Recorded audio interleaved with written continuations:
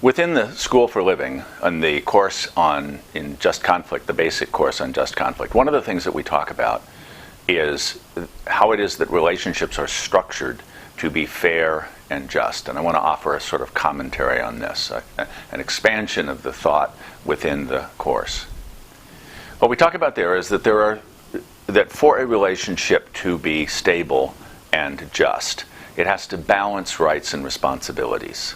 If responsibilities and rights are out of balance, then somebody's getting oppressed. And there are three ways that we do this. One is that we have a fiduciary relationship. One person has rights because they have responsibilities for the well-being of others. Mutual relationships in which rights and responsibilities are balanced because everybody's got the same. And reciprocal relationships where we structure the relationship generally through some kind of contract where I have a right and you have the responsibility, but you have a right and I have the responsibility, as when we hire somebody to do a job for us. So, rights and responsibilities, when they are balanced, create fair, just, and stable relationships. Now, there are a couple of things I want to reflect on here. One has to do with the whole notion of ownership. If I own something, that seems to say that I have rights.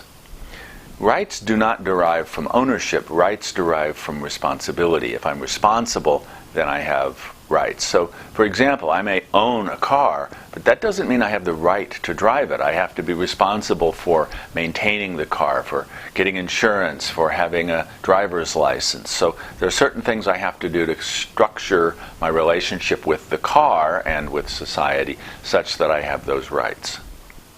I may own a dog.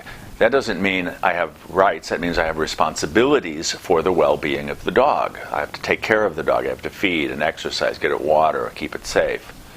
If I'm a poor pet owner and my neighbors observe that I'm not taking care of my dog, then the animal control folks may show up and I may lose custody of my dog. Same thing may happen with our children. We don't think of owning children so much, but we do have a responsibility for their well-being. And I may feel like I've got rights as a parent for saying what's going to go on with my kids, but if I'm not responsible for their well-being, there are systems in place that will challenge me about what it is that I'm doing, and I can even lose my parental rights if I'm not taking care of my kids. All right, so rights derive from responsibilities.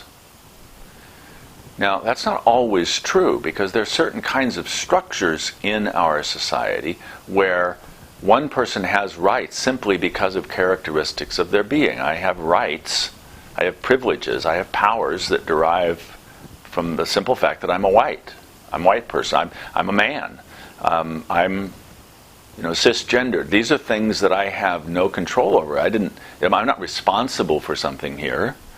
Now, there are things I'm responsible for that give me rights, but my race, my gender, my sexuality, those are not things that I'm responsible for. They just are.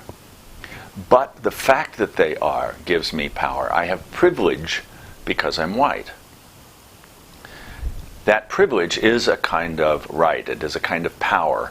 But it's not one that's balanced by a responsibility unless I intentionally choose to be responsible for the way that I use the power that I have that's granted to me by our society because I'm white or because I'm male.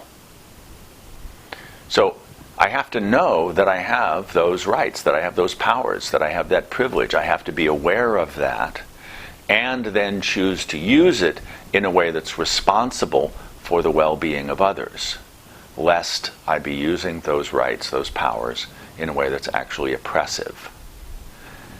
Now, we can all long for this society in which people are no longer privileged because they're white. We have no more racism, we have no more sexism, we have no more isms, no more oppressive systems. We can long for that. But that's not going to be in my lifetime.